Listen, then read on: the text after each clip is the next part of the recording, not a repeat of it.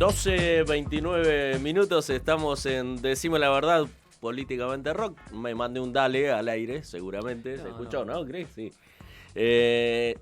Estamos con la primera entrevista de este Decime la Verdad 260. Ya estamos con Emiliano Gutiérrez. Él es licenciado en Economía, docente de la Universidad Nacional del Sur, becario doctoral del CONICET. Buen día, señor. Buen día, Emiliano? Marcelo. Buen día, Nacho. Agradecido por estar acá. Primera vez en los estudios de la radio. Así que bueno, muy contento de estar presentes en el programa. Bueno, venís de otra entrevista, me decías. Sí, tuvimos ahí una semana complicada en general. Y bueno, hoy fue un día, también bastante cargado. Por suerte, no sé si por suerte, porque siempre que viste que llama a un economista porque es lío, no es que pues va todo bien, pues si va todo bien, viste, a nadie le importa, es así. Nadie llama a un economista, ¿no? No, más vale. Bueno, estuviste ahí con el amigo Zúñer, me comentabas. Exactamente, sí, estuvimos hablando ahí. Con el rusito. Emi, lo que decías vos recién, lo comentábamos al principio del programa con Nacho, nadie llama a un economista cuando las cosas van bien. O sea, seguimos en baja. ¿Considerás que con esto que brindó el INDEC el jueves, con este dato, ¿no, de la inflación de un 5,3% del mes de junio, podemos recuperarnos? ¿Cómo ves la designación de Batakis? Bueno, a ver, en el Ministerio de Economía? Un 5,3% es un dato, una variación mensual en el nivel de precios, que es eso, la inflación o la variación general del nivel de precios de la economía, altísimo, totalmente altísimo. Estamos hablando de casi imaginemos que un país tiene ese porcentaje durante a lo largo de un año, estamos hablando de un 88% de inflación anual, para que nos demos idea un poco de la dimensión que implica un 5,3%. A ver, la realidad es que te voy a traer un dato casi se puede decir la primicia, que yo también estoy en un proyecto, el IPC Online, que en el cual medimos la inflación para Bahía Blanca, y ayer precisamente estimamos el preliminar de lo que es la primera quincena de julio. O sea, INDEC está publicando la inflación de junio, nosotros ya tenemos la primera quincena de julio. O sea, en el momento cero del día 15 ya teníamos el dato de inflación y nos da un 3%, un 3,07% de inflación. Para que nos demos idea un poco de cómo viene la mano, es decir, no hay una expectativa de desaceleración lo que es la escalada, sino que muy por el contrario se está hablando de un piso de un 7% para lo que va de este mes, lo cual implica una profundización de lo que es la subida en el nivel de precios de la economía, obviamente con consecuencias que son desfavorables para todos los segmentos de la población, y como siempre algo que me parece necesario resaltar es cómo en el caso de aquellos sectores de menos ingresos la inflación pega más, porque precisamente la inflación tiene un efecto distributivo muy, muy importante. También me preguntabas respecto de la designación de Batakis. La realidad es que por ahora, por lo menos las señales que ha dado han sido bastante erráticas, por lo menos lo que yo puedo interpretar. Por darte un ejemplo, una cuestión muy, muy importante que se mencionó en los últimos días tenía que ver con respecto al tipo de cambio. Batakis lo señaló claramente de que para ella el tipo de cambio, es decir, la cotización del dólar, de los pesos respecto al dólar, estaba bien, que era estable y demás.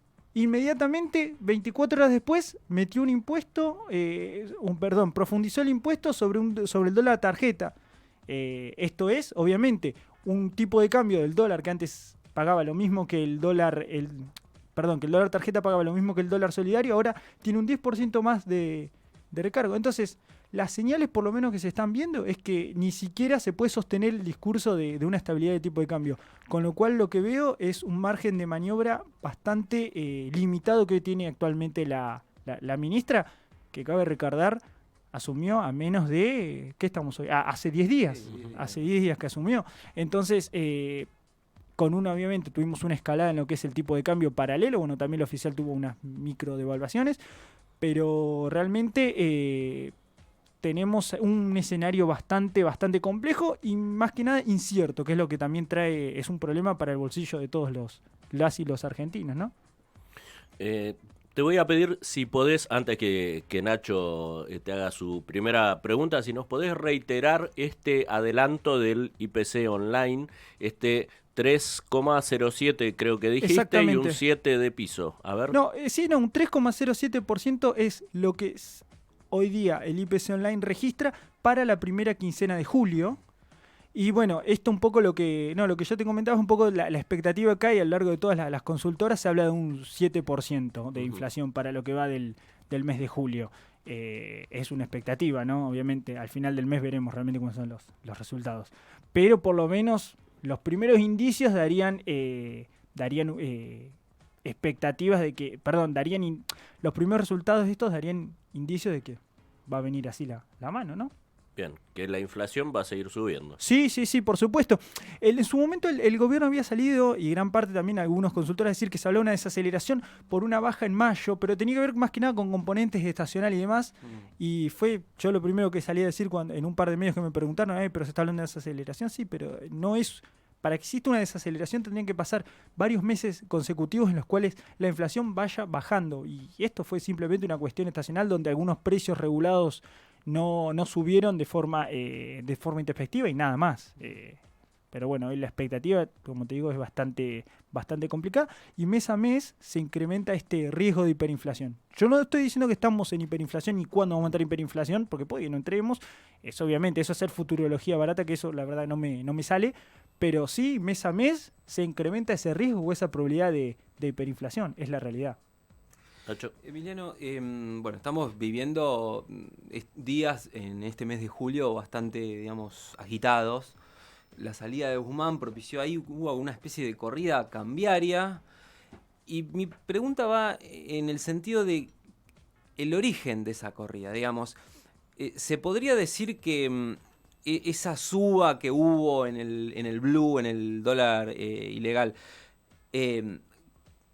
responde a factores, digamos, a elementos reales de la economía? O sea, ¿qué tanto responde a elementos reales de la economía y qué tanto responde a intereses especulativos de algunos grupos? Sí, a ver, entender por una parte que el dólar blue es un dólar paralelo, obviamente un dólar que no va con línea al oficial, pero eso tiene que ver también con que es un dólar informal o ilegal, por lo cual cualquiera puede tener acceso al mismo. Esto, obviamente, lo que hace es que puede acceder a la demanda cualquier persona, porque hoy en día los canales de acceso vía el tipo de cambio oficial son cada vez más restringidos y cada vez, como quien dice, se viene cerrando más la canilla al acceso al mercado de divisas.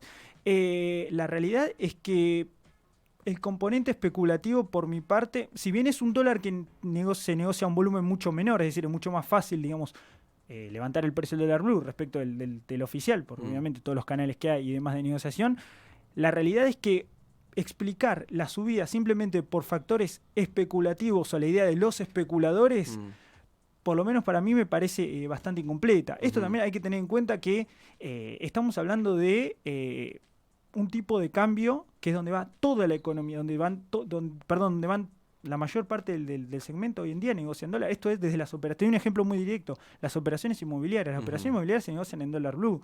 Entonces, yo creo que la figura del especulador es bastante controversial muchas veces. Si bien es fácil, digamos, la salida de decir, sí, mira, la responsabilidad de los especuladores que levantan el precio como quieren y demás, yo por lo menos tengo una visión bastante, creo que no es todo un componente de un sector específico de la demanda que concentra la demanda de divisas, sino que es también un poco la expectativa futura de gran parte de lo que es de los habitantes del país.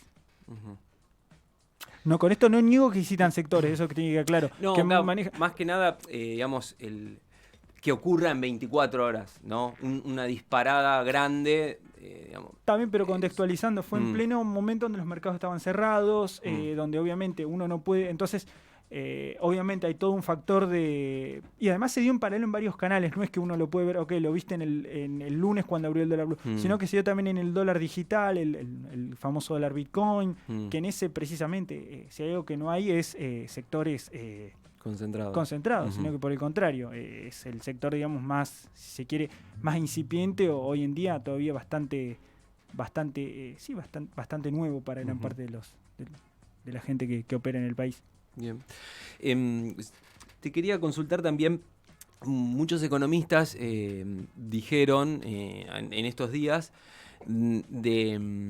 analizando, ¿no?, el acuerdo con el FMI, de que seguramente las primeras dos revisiones Argentina las pasó bien, digamos, pero veían por ahí problemas o algún tipo de dificultad cuando venga dentro de 3 meses la próxima revisión, ¿no? Ante el fondo.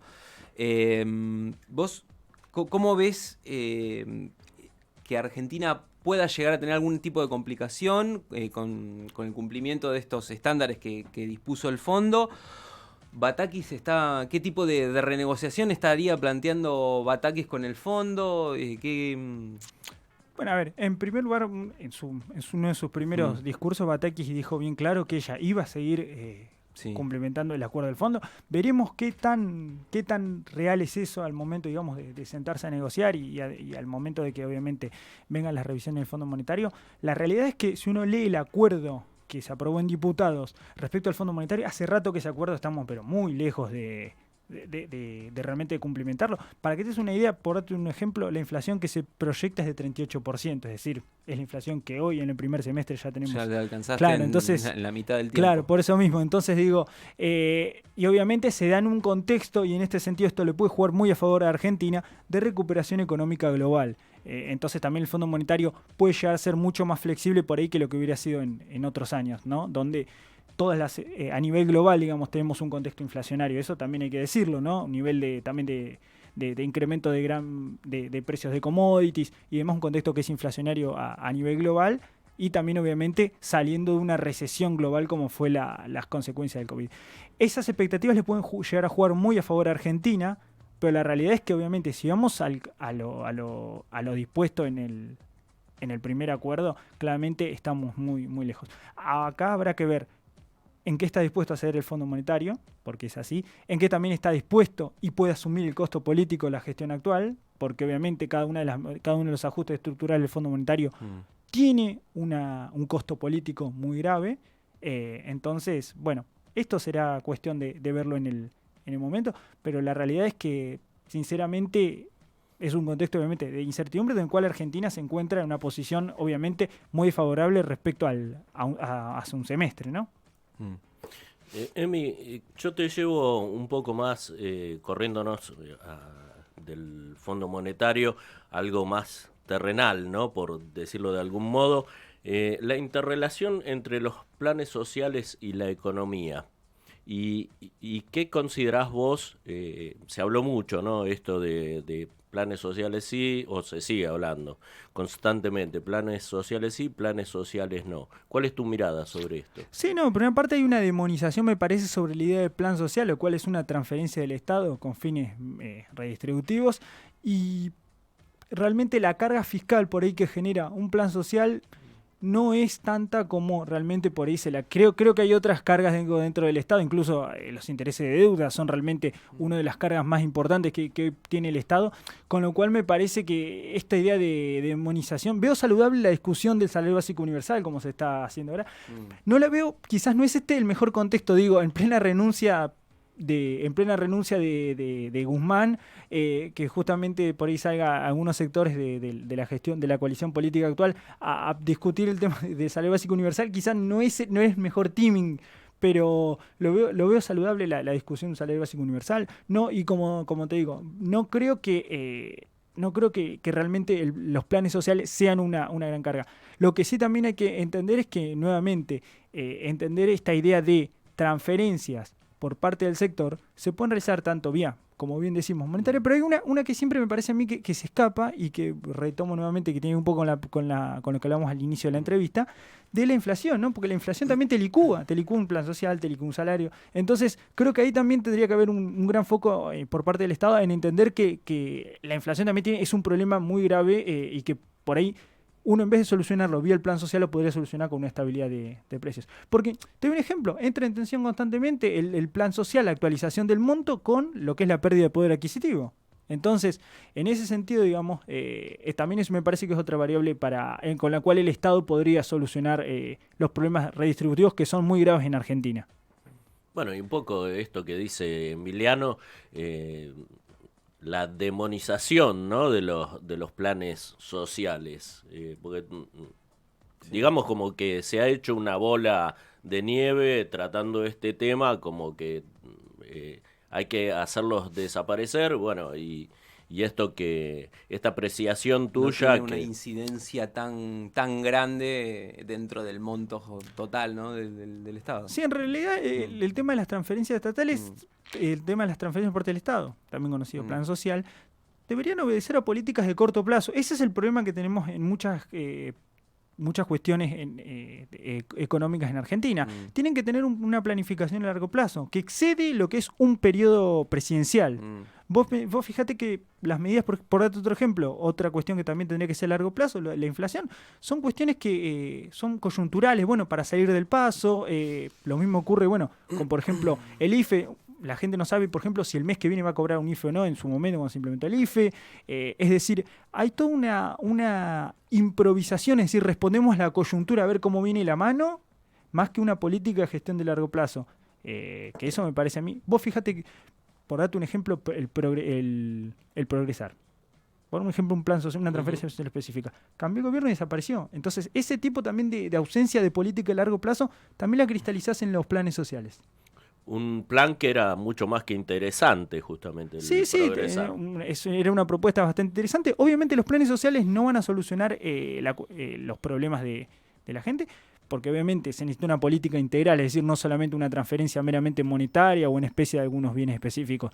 Pero bueno, por supuesto que tienden a aliviar. Y obviamente plantear por qué hay un crecimiento en lo que son los planes sociales. Tiene eso también una explicación estructural que me parece que la veo saludable plantearla, y eso no implica que haya una quita sistemática, y por supuesto que no haya un cambio en las políticas, que vos, como insisto nuevamente, se acercan las elecciones y no sabés, no sabés si va a seguir un plan social o no, depende de quién gane, es como me parece demasiado. Sí, con las elecciones cada vez más cerca, no está tan disociado el tema del acuerdo del fondo con esto de los planes, porque lo decía recién Emiliano, ¿no? Las políticas que te exige el fondo, el cumplimiento de esas metas, tiene un costo político. Y bueno, están en los planes, están en otro tipo de cosas también. Emiliano, recién mencionaste el tema del contexto internacional, ¿no?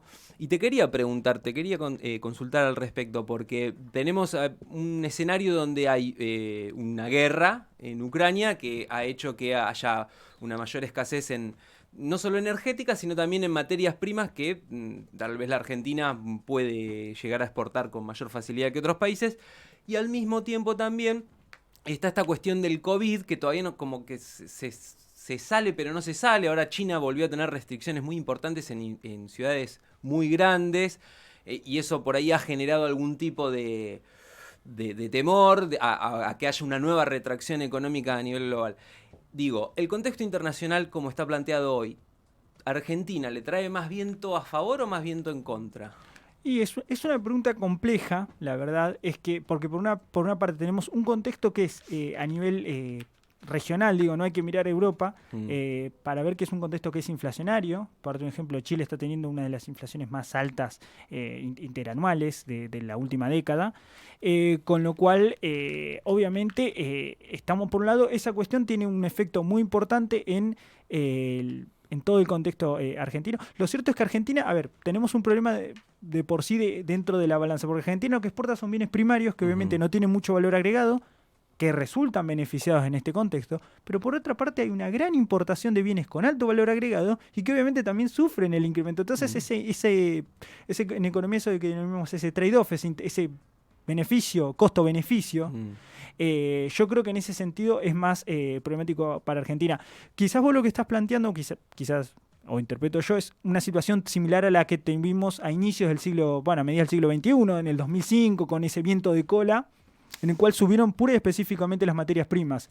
Hoy ese escenario no es el mismo porque tenemos problemas, digamos, vinculados obviamente al incremento general de los bienes que importamos. Escuchaba también que se importaba inflación, ¿no? Claro, exactamente. Porque están teniendo inflación países productores de estos productos con alto valor agregado.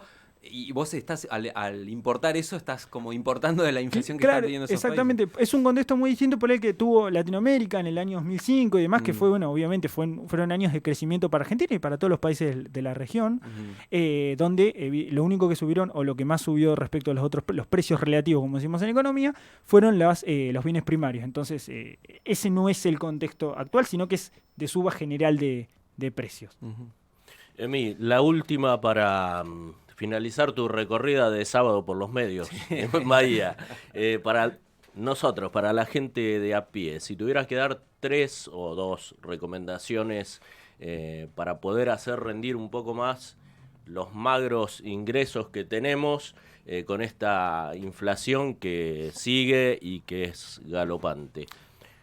Bien, primera cuestión que yo, como digo, me la plantearon ya hace un mes y dije, nunca pensé que iba a tener que estar recomendando esto, y uno piensa cuando es economista, cuando está estudiando, nunca va a recomendar esto, pero es comprar a crédito. Comprar a crédito. Hoy las tasas de interés, estamos hablando de con intereses, sin intereses por supuesto que sí. Hoy las tasas de interés que dispone el Banco Central limita la financiación de tarjeta de crédito hasta 200.000 pesos, si mal no recuerdo. Son negativas, esto es, le ganan la inflación le gana a esas tasas de interés. Entonces, comprar a crédito, bienes durables por supuesto, y sobre todo los bienes que obviamente están atados a su valor al dólar. Esto es bienes, ¿usted quiere cambiar la heladera en su casa? Bueno, este es un buen momento, si tiene la posibilidad de acceder a crédito, para comprar una nueva heladera. Otra cuestión es, bueno, a los que tienen la suerte de poder ahorrar, y obviamente no pueden ahorrar en divisas extranjeras, esto es dólares, una herramienta que es quizás hoy día la más, sí, si se quiere, la que no va a generar pérdida de valor, es el plazo fijo UVA, que es a 3 meses, el tiempo de depósito mínimo, ajusta por inflación. ¿Por qué no sugiero por qué no sugiero el plazo fijo común? Si bien hoy día está por encima de la inflación. Hoy día, con la última suba de tasas que hace 15, 20 días el Banco Central dispuso, porque la realidad es que mi expectativa por lo menos es que volvamos a tener tasas de intereses reales negativas en los próximos meses. Es decir, el Banco Central está corriendo esta suba en lo que es la tasa de interés de plazo fijo, porque el Banco Central regula las tasas de interés de plazo fijo, eso me olvidé de aclarar, pero no puede ir subiéndola constantemente. Es decir, lo más seguro es que la inflación en los próximos meses se la vuelva a comer. En cambio, con la UVA uno se asegura no tener una pérdida de poder adquisitivo. Insisto, uno no está acá para ganar y para sacar la rentabilidad, es así. La realidad es que uno lo que quiere es preservar por lo menos los ahorros que puede llegar a tener. Y lo otro que es, digamos, quizás el último consejo, tiene que ver con comprar aquellos bienes que, si bien son no perecederos, y que en el momento que uno pueda, cuanto antes pueda, yo sé que suena terrible, pero es la realidad en contextos de incertidumbre, donde hay una distorsión constante y un incremento constante de los precios, de aquellos bienes que, si bien no son perecederos, son de consumo alimentario, o que, mejor dicho, tienen un vencimiento a largo plazo. Estoy pensando en yerba, por ejemplo. La yerba justamente tiene una característica que se renegocia su precio en abril y en octubre. Bueno, tiene que ver con una cuestión ahí de la cadena productiva, pero por aquellos bienes que, productos de limpieza, por ejemplo, también, que en el contexto actual no hay una perspectiva de baja, ¿no? No es que la semana que viene va a bajar el precio de la lavandina, por ejemplo. Bien. Bueno, 3 consejos que sirven y mucho, además de todos los datos que vino a aportarnos acá a Decime la Verdad, Emi Gutiérrez, licenciado en Economía. Emi, gracias por haber pasado por Decime la Verdad. Gracias, Marcelo. Gracias, Nacho. Esperemos que la próxima vez que te llamemos sí sea por algo grato. El elevado crecimiento económico de la Argentina, no, che, la verdad que no lo creo, pero bueno. Invertimos, el salario ganándole a la inflación. Nos compramos el terreno en Sierra de la Ventana, ¿no, Nacho? Sí, en la Arcadia. En la Arcadia. Gracias, Emiliano. Gracias a ustedes. Seguimos con más Decime la Verdad.